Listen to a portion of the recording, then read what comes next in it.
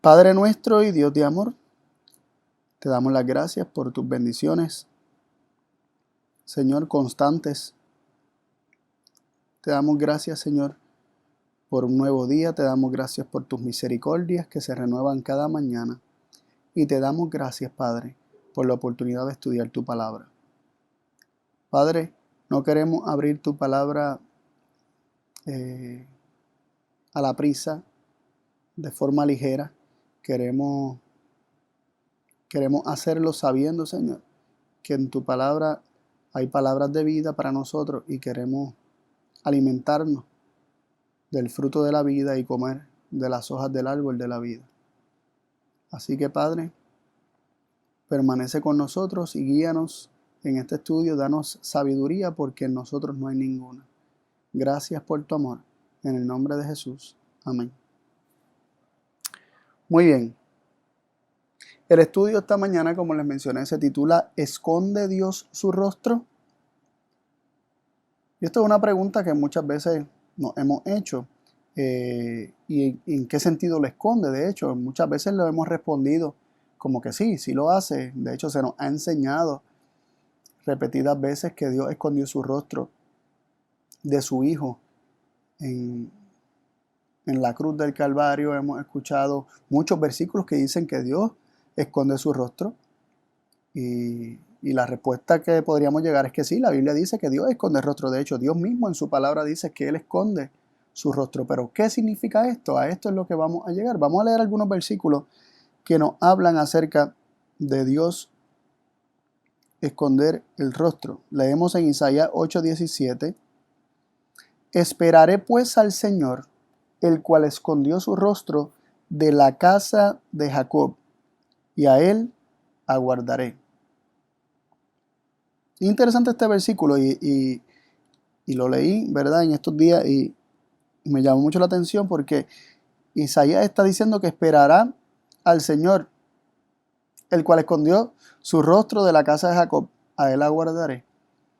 Él está diciendo que Él esperará, Él confiará, Él permanecerá tranquilo confiando en el Señor que escondió de la casa de Israel su rostro.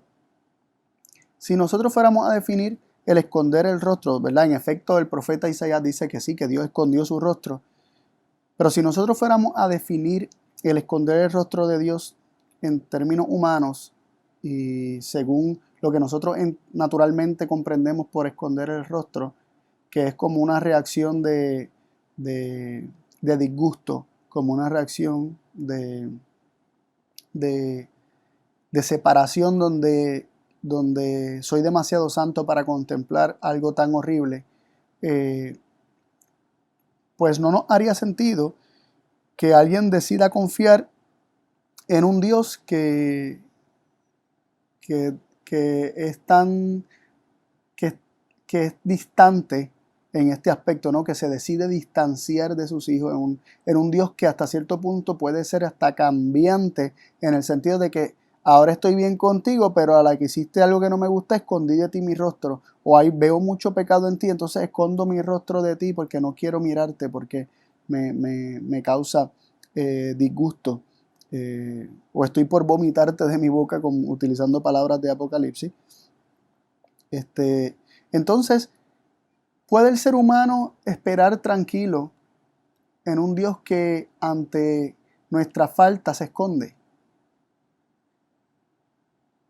Es difícil y me parece que esto no es lo que quiere enseñar el profeta ni tampoco lo que enseña la Biblia. Vamos a proseguir leyendo algunos de los versículos que hablan acerca de esconder el rostro. Y seguimos confirmando que Dios sí esconde su rostro, ¿verdad? Pero ¿qué es lo que significa esto? Deuteronomio 32:20 dice lo siguiente. Y dijo, hablando de Dios, esconderé de ellos mi rostro, veré cuál será su postrimería, que son generación de perversidades, hijos sin fe. Y me llama la atención de este versículo que Dios dice que esconderá su rostro de ellos, del pueblo. Y luego dice, veré cuál será su postrimería. Hay una pregunta, ¿puede Dios esconder el rostro? ¿Puede alguien esconder el rostro literalmente dejar de mirar, echar el rostro hacia un lado y seguir viendo lo que está ocurriendo. De hecho, cuando hablamos de esconder el rostro, por defecto, ¿verdad? Por naturaleza pensamos que esto implica no querer ver, no querer mirar.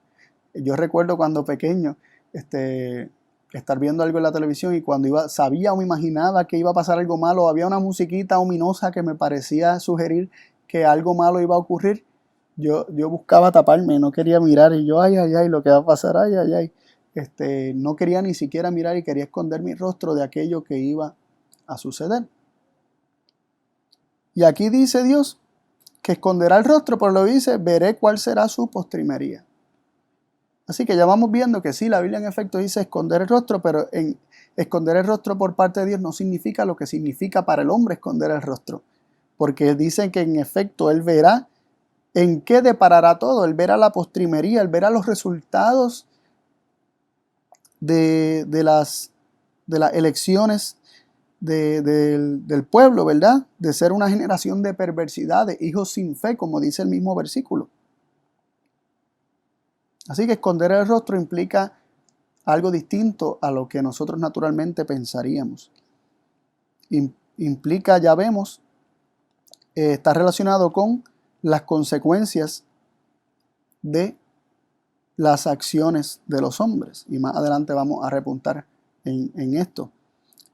También quisiera leer Ezequiel 39, versículos 23 y 24. Ezequiel 39, versículos 23 y 24. Dice así: Y sabrán los gentiles que la casa de Israel fue llevada cautiva por su pecado, por cuanto se rebelaron contra mí. Y yo escondí de ellos mi rostro, y los entregué en manos de sus enemigos, y cayeron todos a cuchillo. Conforme a su inmundicia y conforme a sus rebeliones hice con ellos, y de ellos escondí mi rostro. En estos dos versículos, o sea, en cada uno se menciona que Dios escondió su rostro. En el 23 dice, y yo escondí de ellos mi rostro. Y en el versículo 24 dice, y de ellos escondí mi rostro.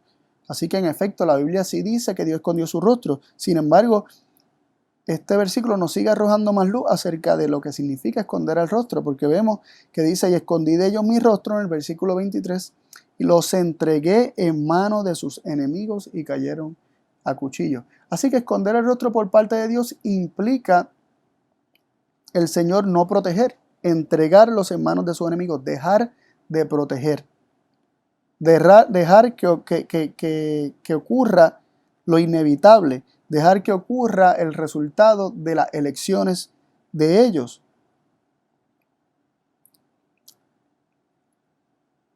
Así que bastante interesante, ¿verdad? Vemos cómo el testimonio se vuelve uno mismo y cómo resulta cada vez más evidente lo que significa esconder el rostro. También leemos en Miqueas 3, verso 4, Miqueas 3, verso 4. Leemos lo siguiente: Entonces clamarán al Señor, y no les responderá. Antes esconderá de ellos su rostro en aquel tiempo, por cuanto hicieron malas obras. Así que otro versículo más que nos dice que Dios esconde su rostro. Y vemos que esto está relacionado, al esconder el rostro, está relacionado con las malas obras y los pecados de los hombres, con sus perversidades, con su falta de fe, con sus iniquidades.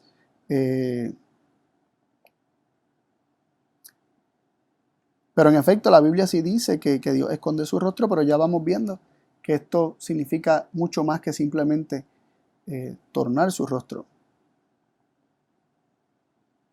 Leemos en Deuteronomio 31, versículos 17 y 18. Deuteronomio 31, 17 y 18. Dice así: Y mi furor se encenderá contra él en el mismo día, y yo los dejaré, y esconderé de ellos mi rostro, y serán consumidos, y le hallarán muchos males y angustias, y dirá en aquel día: ¿No me he hallado estos males porque no está mi Dios en medio de mí? Pero yo esconderé ciertamente mi rostro en aquel día, por todo el mal que ellos habrán hecho por haberse vuelto a dioses ajenos. Y aquí vemos en los versículos 17 y 18, vuelve y se repite 2 veces que Dios esconde su rostro, y también está vinculado a Dios dejar que muchos males y angustias consuman al pueblo, al punto que el pueblo reflexionará y se dará cuenta que no está Dios en medio de ellos. Así que el tornar el rostro o el esconder el rostro por parte de Dios implica que su presencia protectora no está en medio de su pueblo.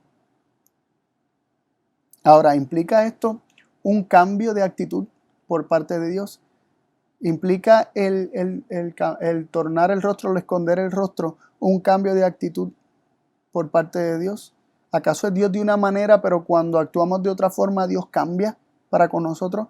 ¿Acaso Dios trata de una manera a los que se portan bien y trata de otra manera a los que se portan mal en cuanto a lo que está en su corazón? ¿Acaso cambia los sentimientos de Dios para con uno o para con otro? ¿Acaso Dios es como los hombres, que amamos a los que nos aman y aborrecemos a los que nos aborrecen? ¿Verdad? Si nosotros fuéramos a interpretar el Dios esconder su rostro como, ¿verdad?, con definiciones humanas, pensaríamos que Dios es como los hombres, que cuando alguien le hace algo o, o ve algo que no le gusta en una persona, simplemente evita a esa persona y comienza a evitar a esa persona y se convierte esa persona en una persona indeseable para nosotros. ¿Acaso es eso lo que quiere decirnos la palabra de Dios cuando dice que Dios escondió su rostro? ¿Significa que en algún momento el ser humano se vuelve indeseable para Dios? ¿Que ante sus ojos somos indeseables? Dios no cambia. Dios no cambia.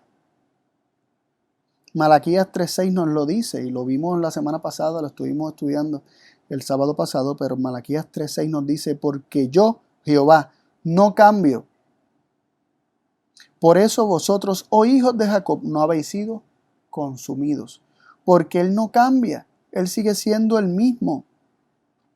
Santiago 1:17 nos dice: toda buena dádiva y todo don perfecto es de lo alto, que desciende del Padre de las lumbres, en el cual no hay mudanza ni sombra de variación. En Dios no hay mudanza, no hay cambio, no hay sombra de variación. Una sombra, ¿qué es una sombra? Una sombra es una apariencia, ¿verdad? Es simplemente una imagen, podríamos decir, una figura que hace alusión a la realidad, ¿no? Ni siquiera hay un vestigio de variación en Dios, ni siquiera hay una sombra, ni siquiera hay una apariencia de variación. Él ni siquiera aparenta cambiar. Quisiera también, para reforzar este punto de que Dios no cambia y que Dios no cambia tampoco de actitud para con un ser humano y con otro, leemos en Mateo 5, del 43 al 45, Mateo 5, del 43 al 45, enseñanzas de Jesús que estaban ya en la Biblia, ¿no? Y que Jesús las sacó a relucir en el Sermón del Monte. Y leemos en el versículo 43 en adelante: oísteis que fue dicho, amarás a tu prójimo y aborrecerás a tu enemigo. Mas yo os digo, amad a vuestros enemigos, bendecid a los que os maldicen, haced bien a los que os aborrecen, y orad por los que os calumnian y os persiguen, para que seáis hijos de vuestro Padre que está en los cielos, que hace que su sol salga sobre malos y buenos, y llueva sobre justos e injustos.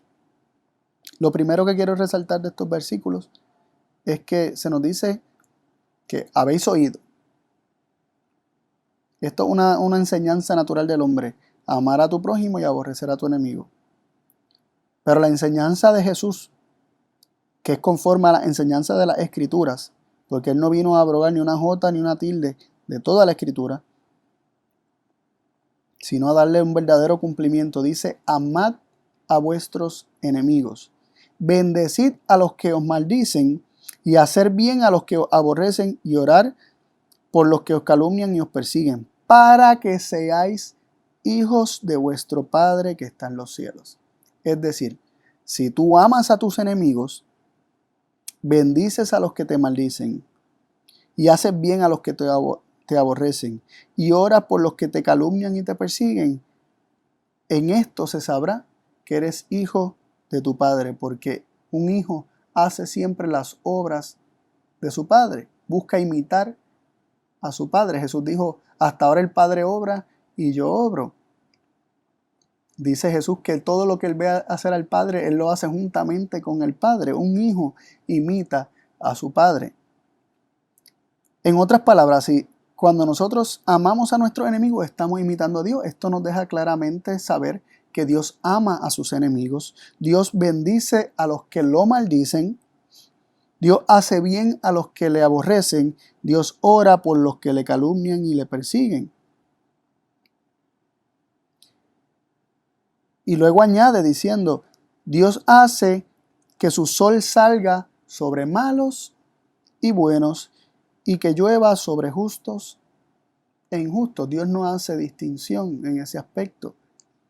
Dios trata a todo ser humano de igual forma. Dios hace caer su lluvia sobre justos e injustos. Dios hace salir el sol sobre malos y buenos. Y es interesante que es las palabras de lo que Jesús enseña aquí, que hace Dios y que nos exhorta a nosotros a hacer y a vivir de la misma forma, es lo mismo que Jesús vivió y manifestó aún desde la cruz. Sus enemigos lo estaban haciendo cosas horribles, lo estaban calumniando, lo estaban difamando, mintieron, dijeron cosas horribles acerca de él, lo estaban humillando. ¿Y qué él hizo? Él dice, ¿verdad? Eso no lo tengo aquí en las notas, ¿verdad? Pero en Isaías, lo voy a buscar un momentito, en el libro de Isaías, si no me equivoco, en el capítulo 50, el versículo 6, ¿verdad? Y esto es un capítulo mesiánico. Dice, di mi cuerpo a los heridores y mis mejillas a los peladores. No escondí mi rostro de las injurias y esputos. Así que, si Cristo, que es la revelación perfecta de Dios, que dice que nadie puede ir al Padre si no es por medio de él, él dice, si me has visto a mí, has visto al Padre. Dice que a Dios nadie le vio jamás, el unigénito que está en el seno del Padre, él nos lo ha dado a conocer, nos dice Juan capítulo 1, versículo 18. Todo cuanto podemos saber acerca de Dios está revelado en la vida de Cristo Jesús. Y aquí Jesús, hablando por medio del profeta Isaías, dice que él dio su cuerpo a los heridores y sus mejillas a los peladores, y que no escondió su rostro de las injurias y de los esputos. A pesar de que lo estaban escupiendo, a pesar que le estaban dando, a pesar que le arrancaban las barbas, de que le estaban golpeando su cuerpo, él no escondía su rostro de los que le hacían tales cosas. Increíble, ¿no? Y en todo esto él estaba revelando cómo es Dios.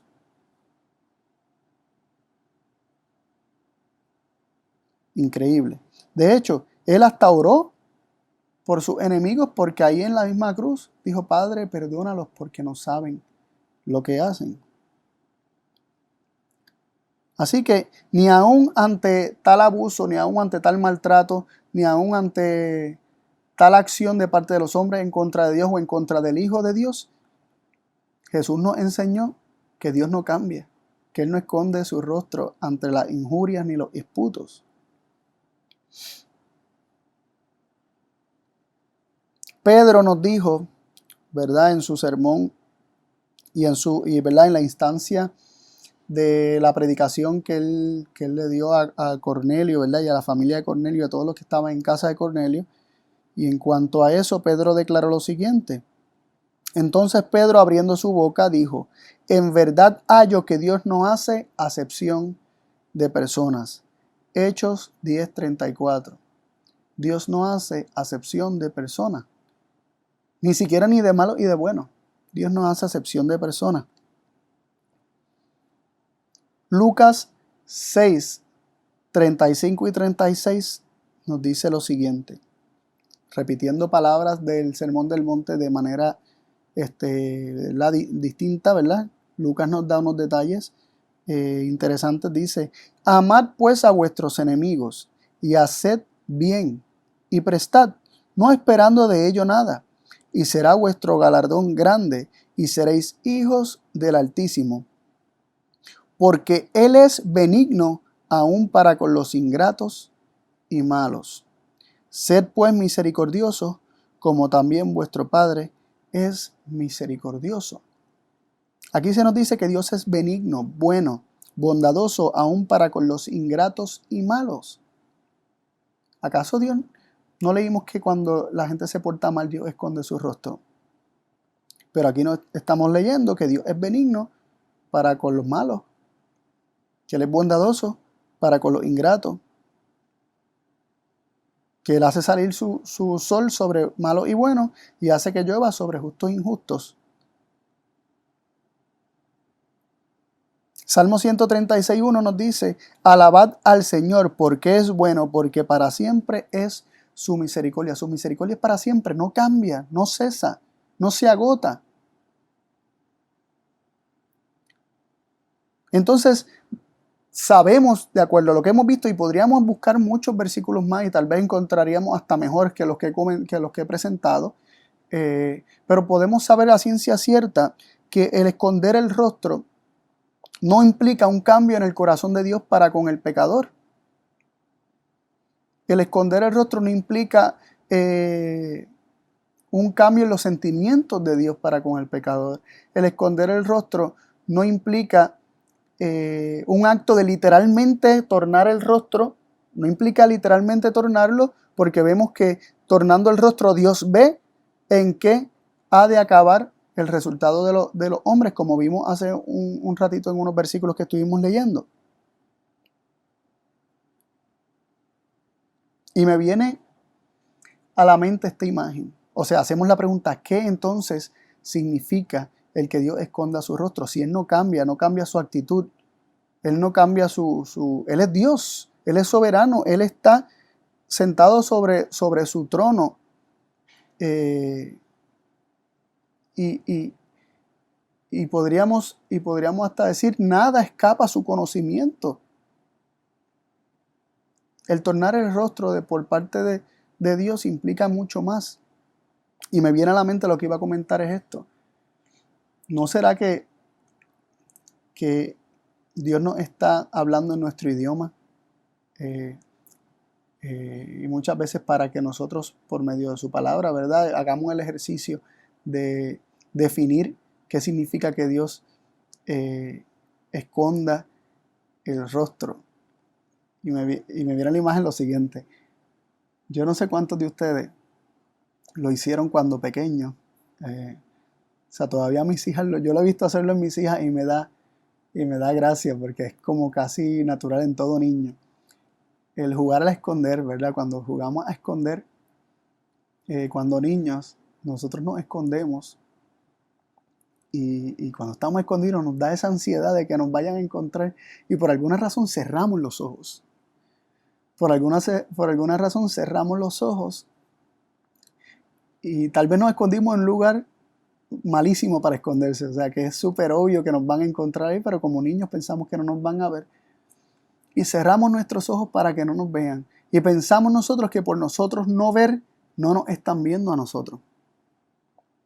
Y ahí está algo que quiero, ¿verdad? Sobre algo que quiero repuntar. ¿No será que el ser humano entiende que Dios torna su rostro cuando el ser humano no puede ver a Dios en su vida, cuando no ve la misericordia de Dios o cuando no está recibiendo alguna evidencia de que Dios está ahí? ¿No será que pensamos que Dios tornó su rostro de nosotros cuando nosotros realmente no vemos que Él está ahí? Por eso la imagen que escogí para ¿verdad? Para la introducción a este tema, muchas veces somos nosotros los que no vemos que Él está ahí y pensamos que Él escondió el rostro de nosotros.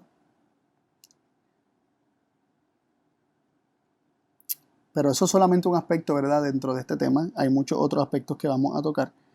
Pero podríamos hacer una pregunta, ¿qué es entonces lo que esconde el rostro de Dios? Porque si no es que literalmente Dios esconde su rostro, no es que Él deja de mirar, no es que Él deja de estar al tanto de lo que está ocurriendo, no es que Él deja de estar al control en el sentido de que, no, de que Él deja de saber lo que ocurre.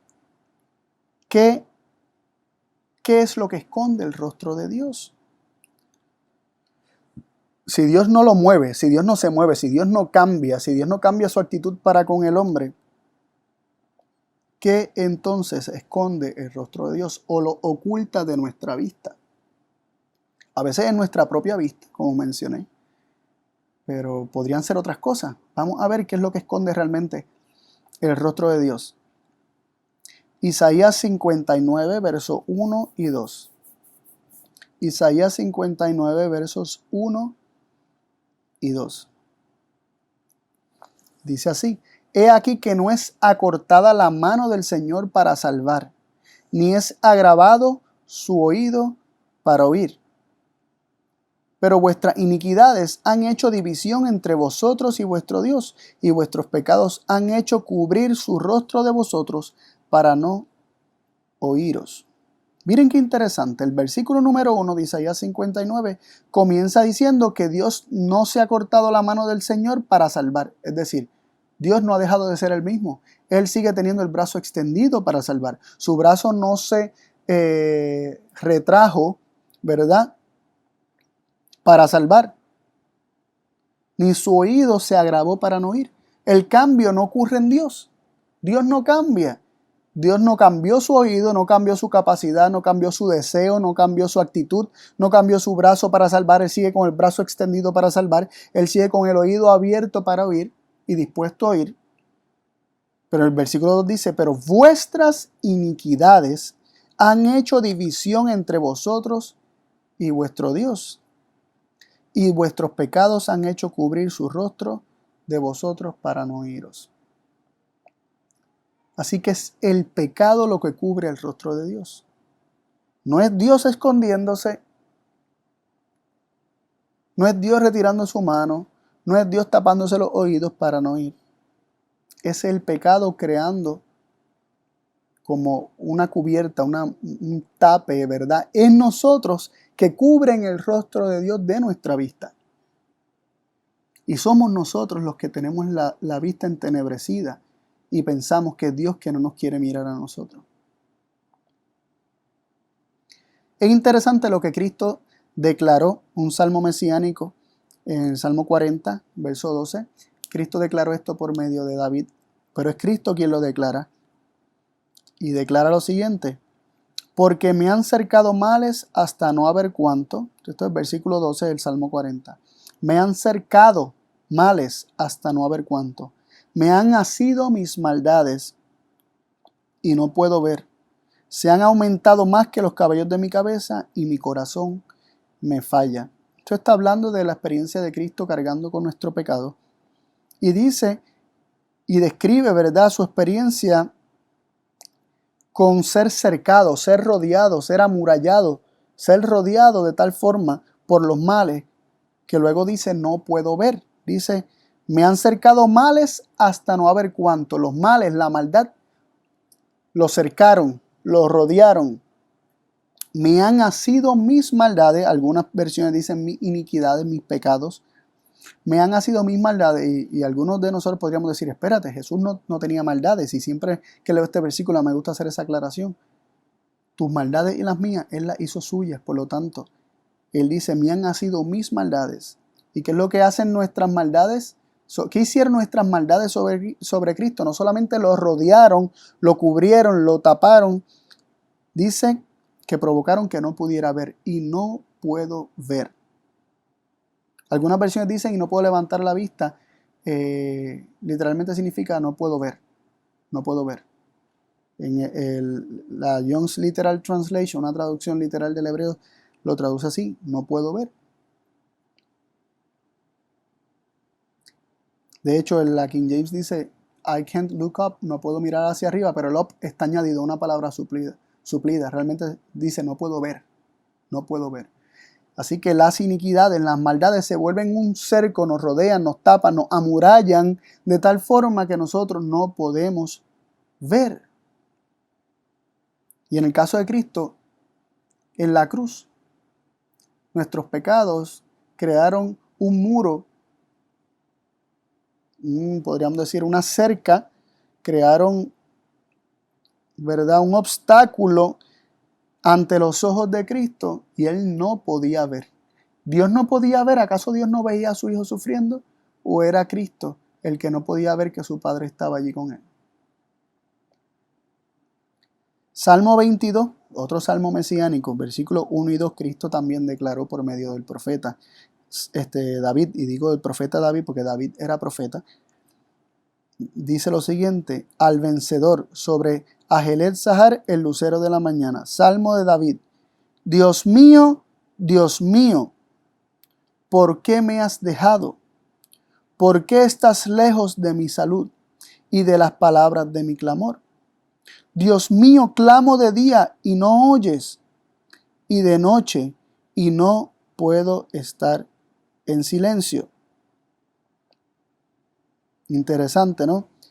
¿Cómo se sentía Jesús en la cruz con el peso de nuestros pecados sobre él? Se sentía que su Padre lo había dejado, que lo había abandonado, que estaba lejos de su salvación o de su salud y de las palabras de su clamor. Él se sentía que su Padre no lo oía. ¿Acaso esto era así? ¿Acaso esto fue así? Vuelvo y repito, muchas veces hemos pensado que sí, pero las Escrituras nos enseñan algo distinto. Palabras similares escribió David en el Salmo 13, verso 1. ¿Hasta cuándo, Señor, me olvidarás para siempre? ¿Hasta cuándo esconderás tu rostro de mí? Y es que cuando nuestros pecados, nuestras pruebas y dificultades caen sobre nosotros y nosotros no tenemos una manifestación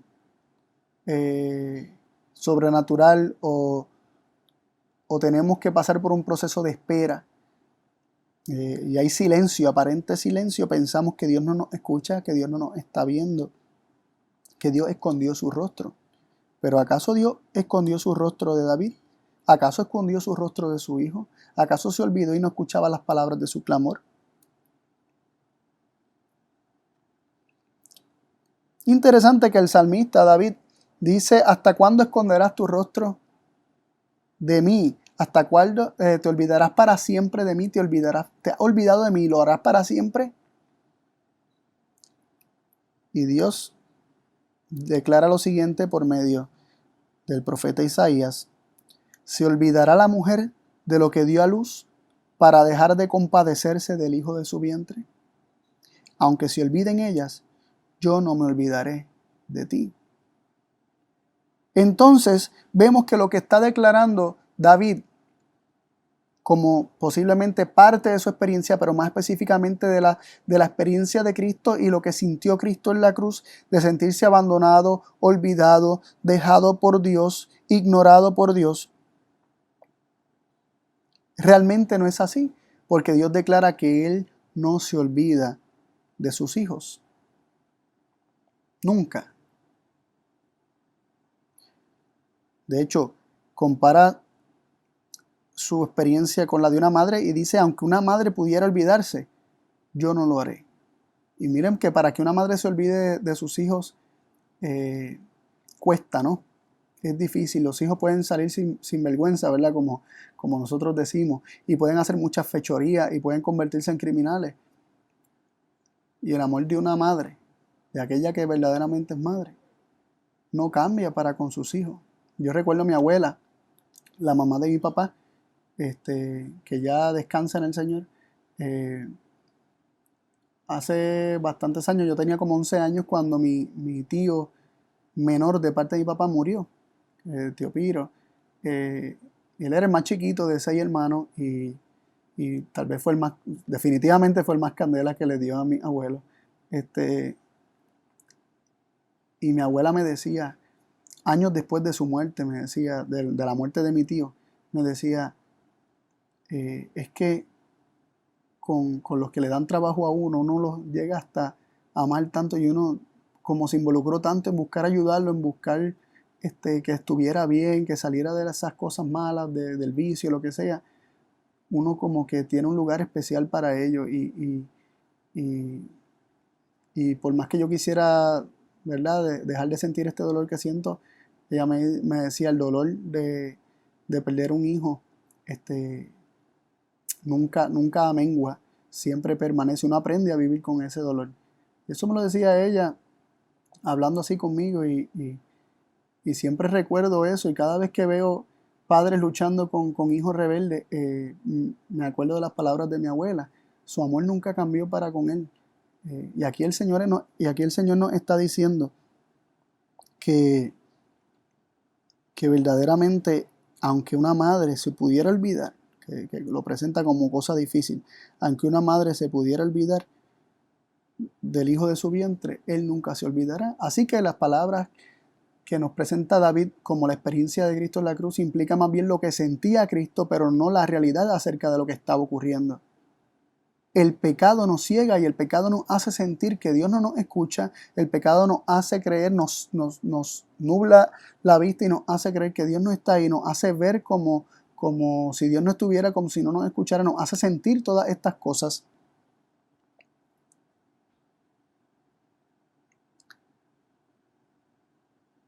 Y vemos que la realidad es otra, la realidad es que Dios nunca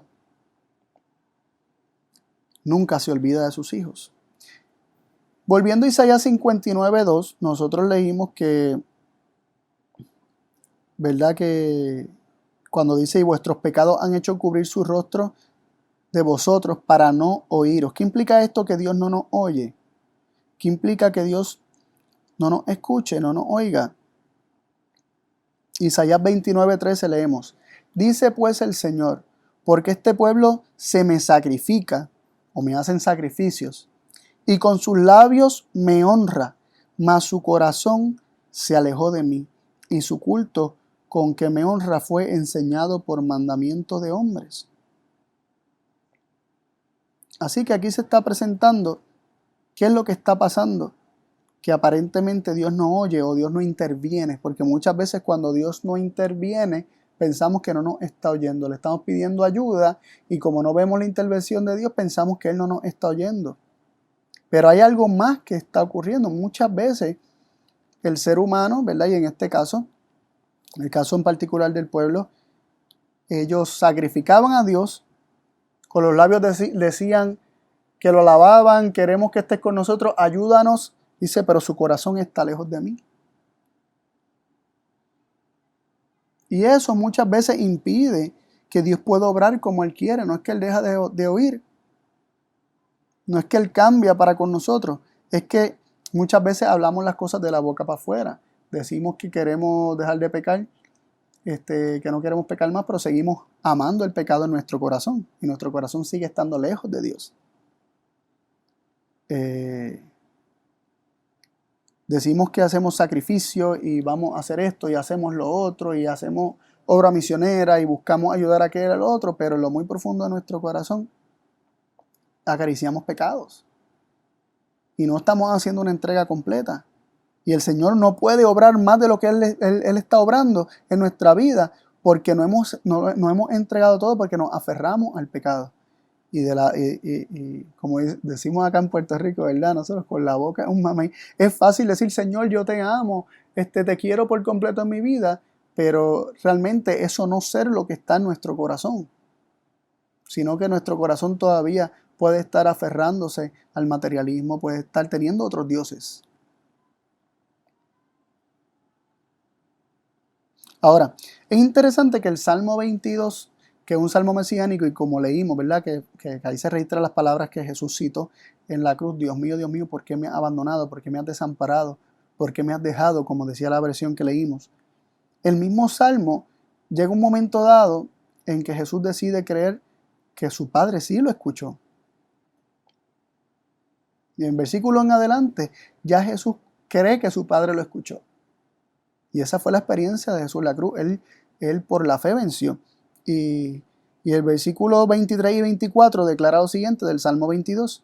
Los que teméis a Jehová, y recuerden que estas son palabras de Cristo, declaradas por Cristo en base a su experiencia. Los que teméis a Jehová, alabadle, glorificadle, simiente toda de Jacob, y temedle, vosotros simiente toda de Israel.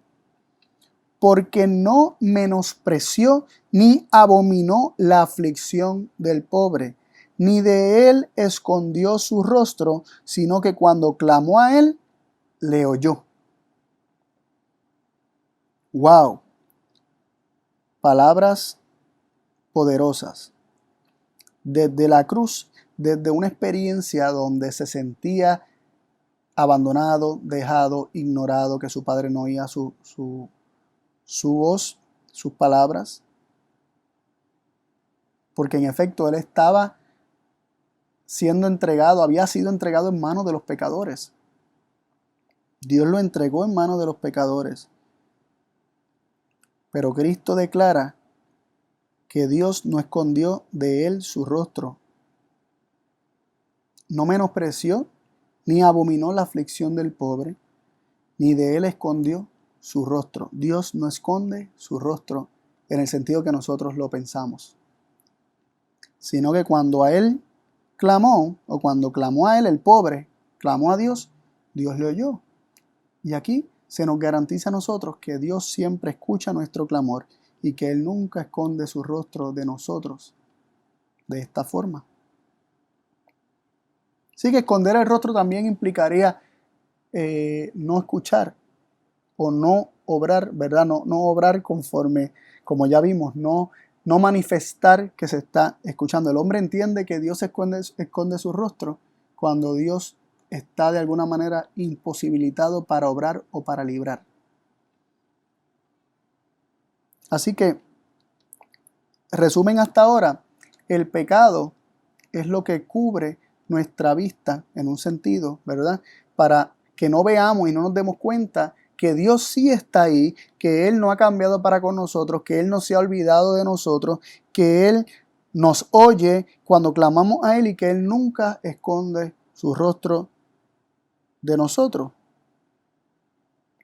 Por otro lado, también las Escrituras enseñan otro aspecto acerca de esconder el rostro.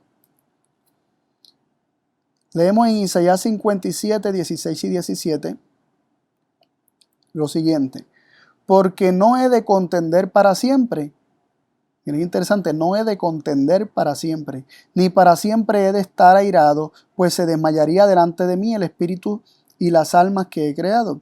Por la iniquidad de su codicia me enojé y le herí. Escondí mi rostro y me ensañé, y fue el rebelde por el camino de su corazón. Lo primero que se nos dice en el versículo 16 de Isaías 57 es: no he de contender para siempre. Estas palabras se parecen un poco a las palabras que dijo Dios, ¿verdad? Para con el mundo antediluviano, que ya mismo vamos a eso. No he de contender para siempre. No he de insistir. Mi espíritu no ha de contender en el ser humano. Yo no voy a insistir para siempre porque Él respeta nuestra decisión. Y luego dice: escondí mi rostro y me ensañé.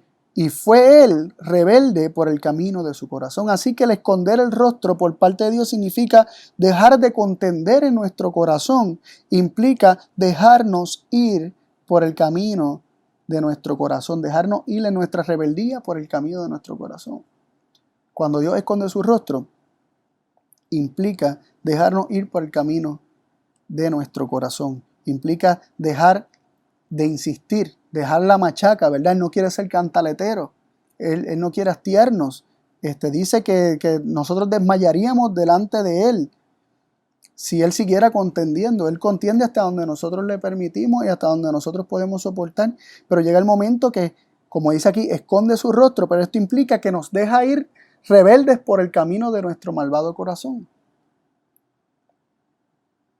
Isaías 64, 7 nos dice lo siguiente: y nadie hay que invoque tu nombre, ni que se despierte para tenerte, por lo cual escondiste de nosotros tu rostro y nos dejaste marchitar en poder de nuestras maldades. Wow, qué interesante este versículo y qué claro la definición de lo que es esconder el rostro, ¿verdad? Lo que es para Dios esconder su rostro.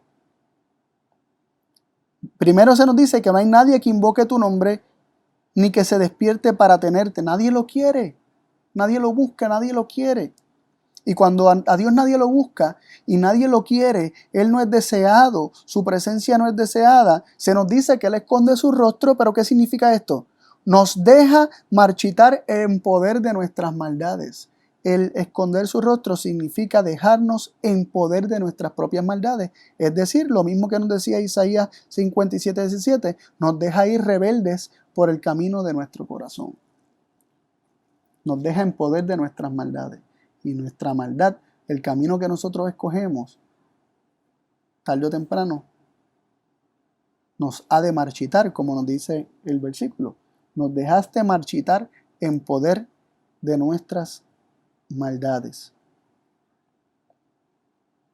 Y me encantan estos versículos, y aquí lo vamos a conectar con el diluvio, como les había dicho anteriormente, porque la misma Biblia lo conecta. No hay que forzar la interpretación. Isaías 54, del versículo 7 al 9, dice lo siguiente: por un pequeño momento te dejé, mas te recogeré con grandes misericordias.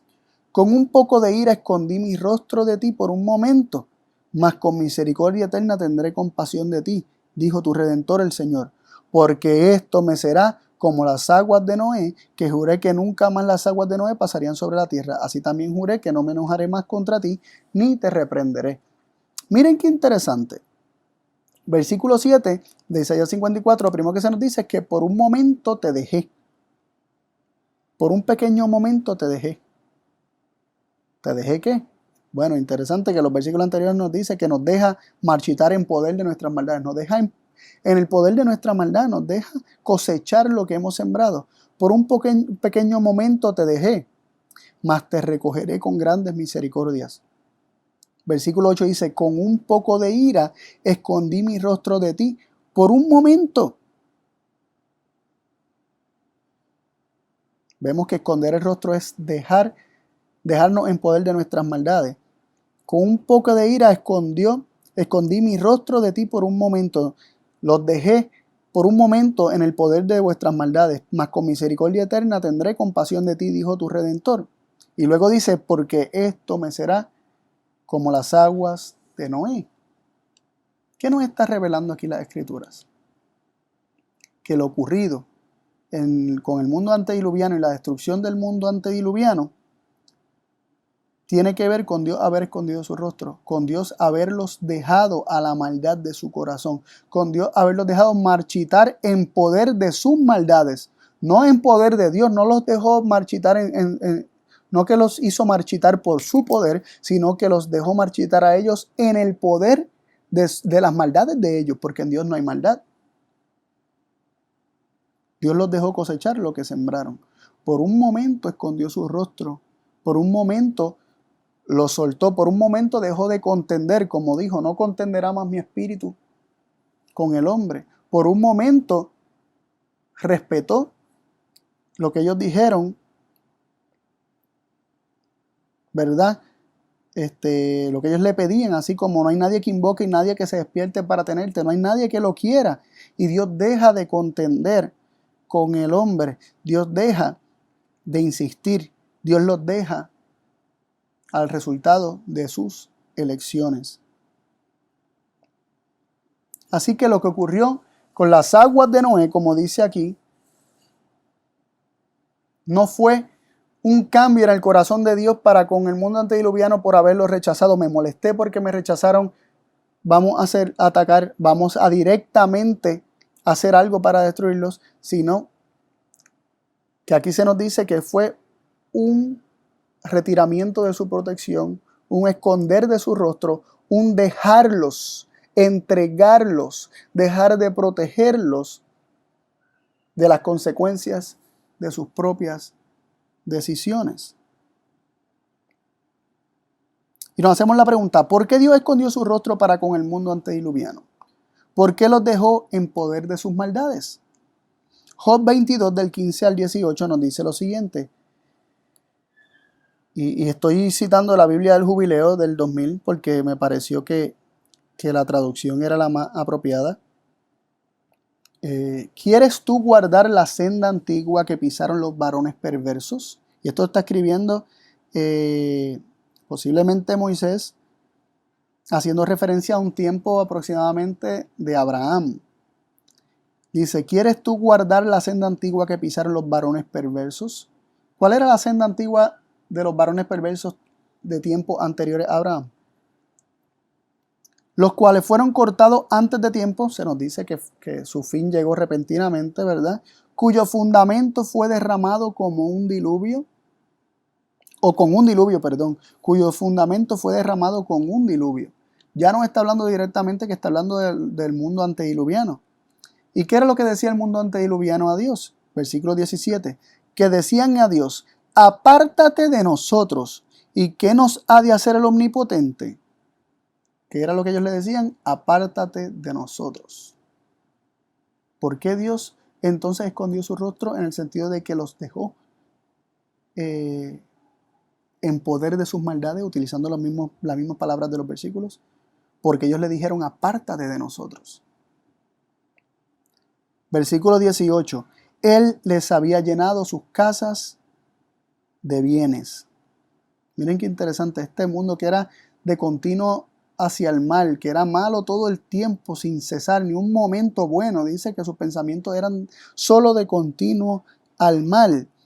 ¿Qué Dios había hecho para con ellos? Él les había llenado sus casas de bienes, dice el versículo 18. Por tanto, el consejo de los impíos está lejos de mí. Mientras Dios insistía en el corazón de ellos, mientras Dios pudo, ¿qué fue lo único que él hizo? Llenar sus casas de bienes, bendecirlos. Él los bendecía día tras día los bendecía, y ninguno de ellos vio que Dios tenía nada bueno para ellos. Decía, ¿qué nos ha de hacer el omnipotente? ¿Qué de bueno tiene el servirle a Él? ¿Qué Él puede hacer por nosotros? Y Él lo que estaba haciendo era bendiciéndolos para que ellos conocieran su bondad. Y quien único se dio cuenta de esto fue Noé, porque nos dice el versículo 8 de Génesis 6, mas Noé halló gracia en los ojos de Dios. Noé encontró que Dios tenía gracia para dar. Noé encontró gracia en los ojos de Dios. Noé fue el único que se dio cuenta que Dios tenía gracia para dar. Él fue el único que notó esto. Él fue el único que vio esto. Todos los demás lo ignoraron y perecieron con un diluvio en ese momento en que Dios, que por un momento retiró, dejó de contender. ¿Y qué significa el contender? Ya mismo vamos a eso. Pero por ahora vemos que durante todo el tiempo que Noé construyó el arca, Dios intentaba alcanzar los corazones del mundo antediluviano. Dios contendía en el corazón del mundo antediluviano. Dice aquí, segunda de Pedro, capítulo 2, versículo 5. Y si no perdonó al mundo viejo, mas guardó a Noé, predicador de justicia, con otras 7 personas, trayendo el diluvio sobre el mundo de malvados. Noé, predicador de justicia. Noé era predicador. Noé predicó de la justicia de Dios. Noé predicó de su misericordia. Noé predicó acerca del amor de Dios. Noé predicó de un camino mucho más elevado. Y primera de Pedro 3, del 18 al 20, se nos dice lo siguiente, para que veamos que era Cristo mismo por medio de Noé quien predicaba a estos hombres. Porque también el Cristo padeció una vez por los pecados, el justo por los injustos, para llevarnos a Dios, siendo a la verdad muerto en la carne, pero vivificado en espíritu. Vemos que Cristo fue muerto en la carne, pero vivificado en espíritu, y dice, en el cual, en el espíritu, también fue y predicó a los espíritus encarcelados. Cristo, por medio de su espíritu, obrando por medio de Noé, predicó a los espíritus encarcelados, los cuales en el tiempo pasado fueron desobedientes. ¿Cuándo fue ese tiempo pasado? Cuando una vez se esperaba la paciencia de Dios en los días de Noé. ¿Y cuándo fue que predicó? Cuando se aparejaba el arca, mientras estaba preparando el arca. Cristo le estaba predicando por medio de Noé a los espíritus encarcelados por el pecado, en la cual pocas, es a saber, 8 personas fueron salvas por agua. Nos termina de decir el versículo 20. Durante todo ese tiempo, Él estuvo contendiendo por los corazones y en los corazones del mundo antediluviano. Estuvo predicando acerca de la justicia, estuvo llenando sus casas de bienes, estuvo bendiciéndolos, estuvo manifestando su gracia, y Noé fue el único que lo notó. Y cuando finalmente le dijeron, apártate de nosotros, como leímos en el libro de Job, capítulo 22, que nos habla que eso fue lo que le dijeron los antediluvianos, apártate de nosotros, cuando ya todos lo decidieron definitivamente, como Dios respeta nuestro libre albedrío, Dios respetó lo que el hombre le pidió. Pero Él no cambió para con el hombre. Fue el hombre quien terminó de endurecer su corazón. ¿Y Dios qué hizo? Los dejó marchitar en poder de sus maldades.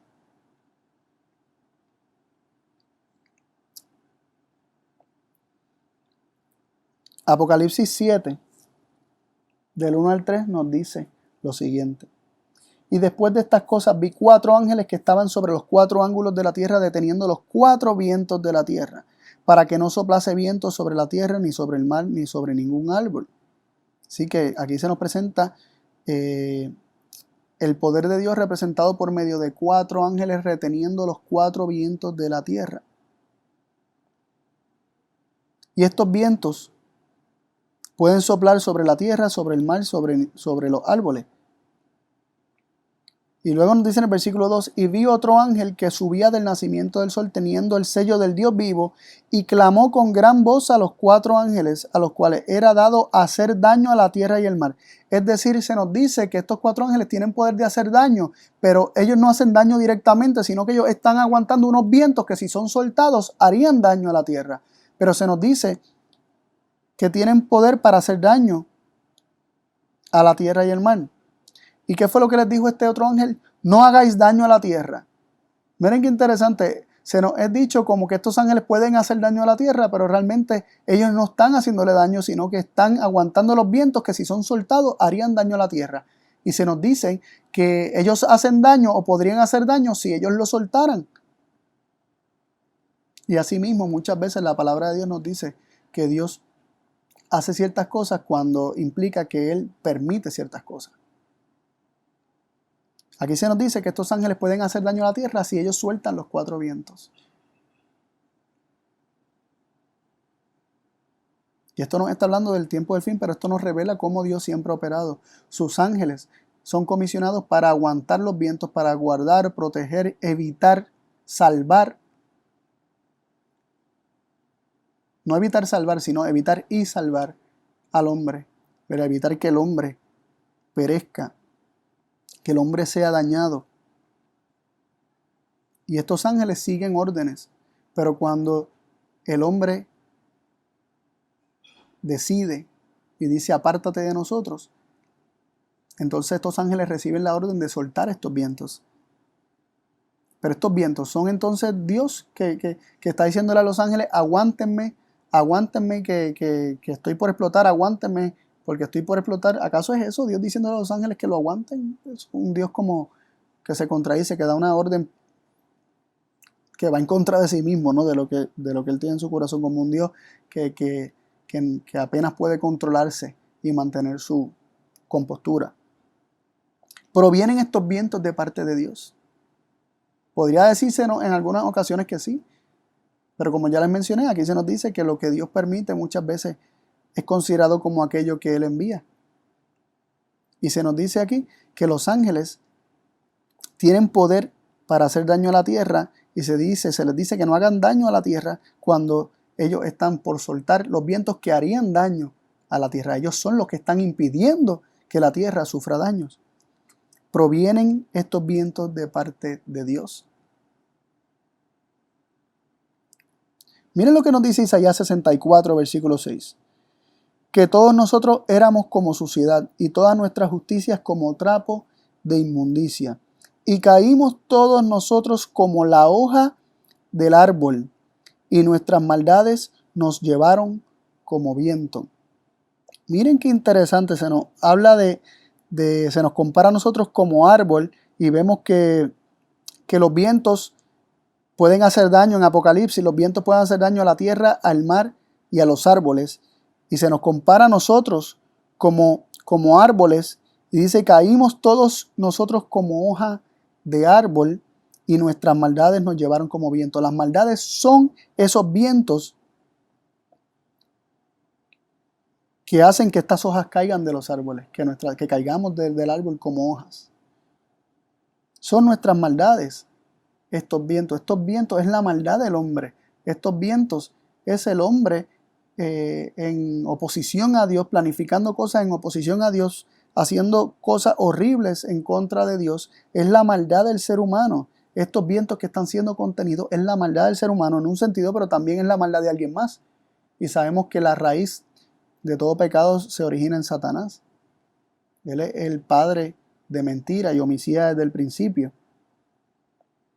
Se nos dice en Job 1:19 para que tengamos idea de quién provienen estos vientos.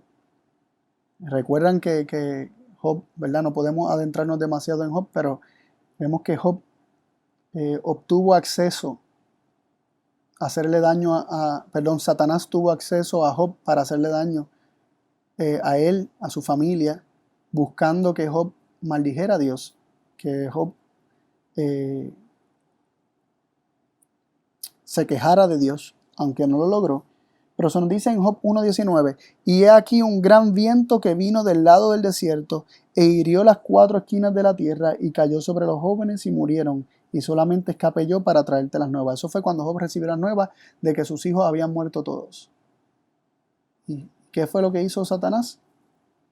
Un gran viento vino del lado del desierto, hirió las 4 esquinas de la casa y el techo cayó sobre los jóvenes y murieron todos.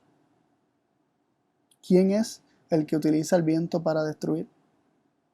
El enemigo. Y el viento, como la maldad del hombre, el enemigo utiliza la maldad del hombre para destruir al hombre.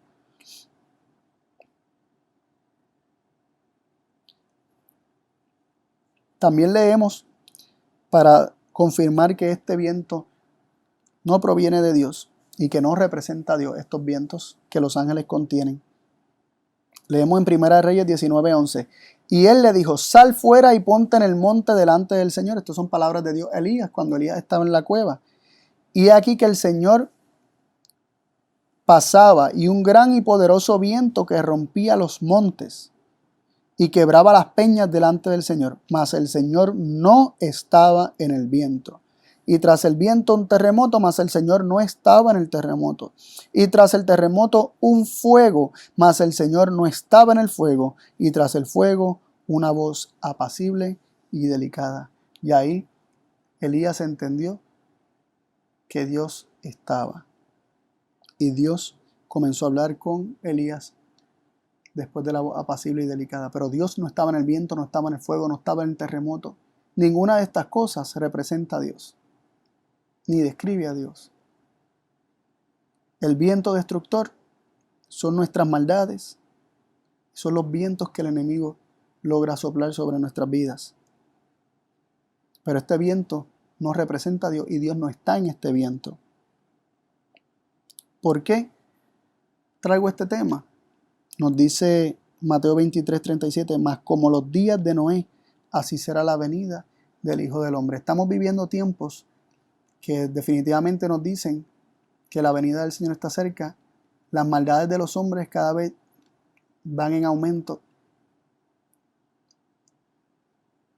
Y nuestro único refugio, donde único podríamos refugiarnos, es bajo la sombra de las alas de Dios. Él ha prometido ser nuestro refugio.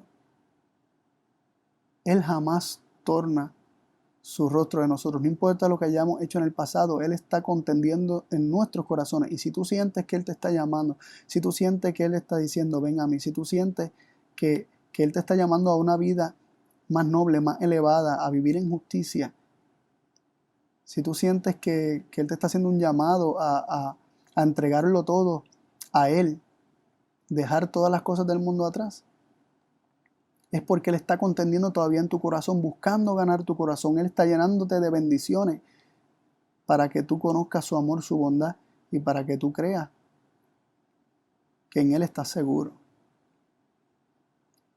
Y en estos tiempos, Él quiere que sus hijos confíen en Él y se refugien en Él. Tus pecados pasados, que te dicen que Él escondió su rostro, que no hay posibilidad para ti de vencer, tus pecados que te tapan los ojos y hacen que no veas que Dios realmente está ahí, que Él te escucha y que Él jamás te ha abandonado.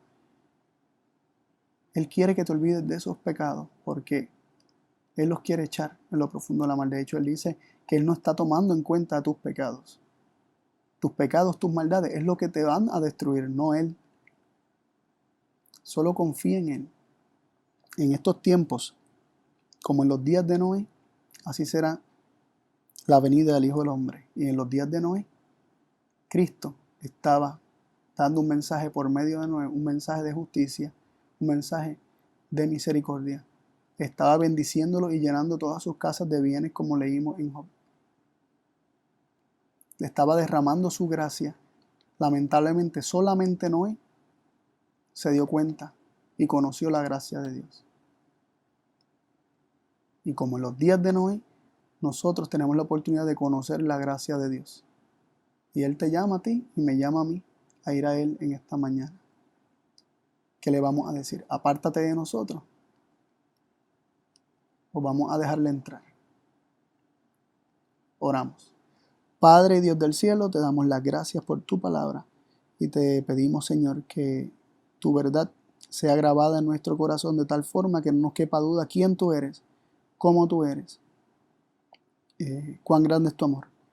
Pedimos, oh Padre, que tu bendición nos acompañe siempre, que confiemos en tu palabra, en tus promesas y en la revelación de Jesucristo, aún por medio de los salmos que nos dice que tú jamás escondes tu rostro de nosotros, ni tampoco tapas tus oídos para no oír, sino que cuando a ti clamamos, tú nos oyes y estás constantemente mirándonos, Señor. Que aún en las consecuencias de nuestras acciones nos estás viendo y estás siendo angustiado en cada una de nuestras angustias, como dice Isaías 63:9, Padre. Pedimos que nos des fe, Señor, que ayude en nuestra fe, o sea, que más bien nos ayude en nuestra incredulidad para nosotros poder creer verdaderamente como Jesús creyó desde la cruz. Que no importa lo que los pecados nos estén tratando de hacer creer, tú eres el mismo y tú no cambias, Padre. Bendícenos, Señor, y bendice a todos aquellos que vean este mensaje, esta palabra. Esto te lo pedimos en el nombre de Jesús. Amén.